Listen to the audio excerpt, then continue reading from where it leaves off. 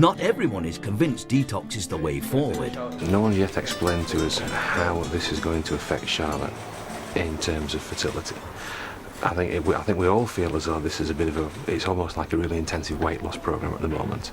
And I think we're really interested to get into the kind of nitty-gritty of actually how this detox process is going to work on the bits that don't work in Charlotte. I think that's the kind of missing piece in the jigsaw for me, because I'm kind of a person of reason, and I don't quite get the link. But it's worth remembering that even our Golden Girls have had their health issues too. Right. It would be easy perhaps to look at us running this and thinking, well, it's okay for us because we look reasonably healthy. But it's important to understand that a lot of our desire to work in this field has come from having to do this work ourselves. And just one of the journeys personally that I've gone through is infertility. And we overcame that using detox, natural medicine, foods, minerals, vitamins, and taking responsibility. Deciding we were going to go down this road and let's see where it takes us, but it had to come from us. Charlotte and Damian have been trying to conceive for 5 years and have exhausted themselves and virtually all the conventional possibilities. The worst time physically throughout it has been, I think it was a period of 3-4 months where they were taking me off one drug and putting me on another, taking me off one drug and putting me on another, with loads of tests and loads of internal tests, and it's just like, it was nasty.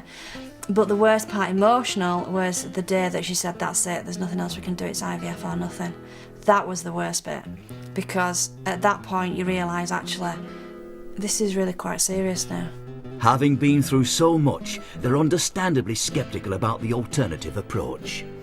Alright, so how can food affect Charlotte's condition? Because it ain't immediately apparent to me how eating organic chicken is going to make Charlotte's ovaries work. As they might say in Yorkshire, when in doubt, don't muck about. So it's off to consult with MIDI. I'm completely passionate about your case. I go to bed thinking about you, you know.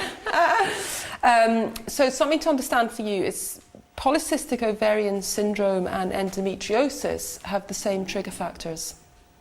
So it's probably not surprising then that you have the two. Yeah. Okay. And the trigger factors to be hormone imbalance, stress, nutritional deficiencies, and blood sugar imbalances. With a couple, what we're dealing with is the collective consciousness, if you like. And what happened today is they've presented a very negative united front, as in, this isn't working, what's the point of a detox, etc., etc. The only way really to deal with that is to try to bring them back to the bigger picture.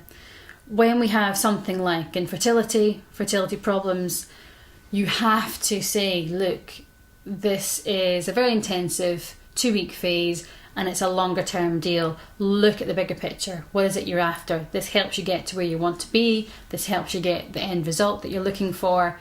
Stick with it.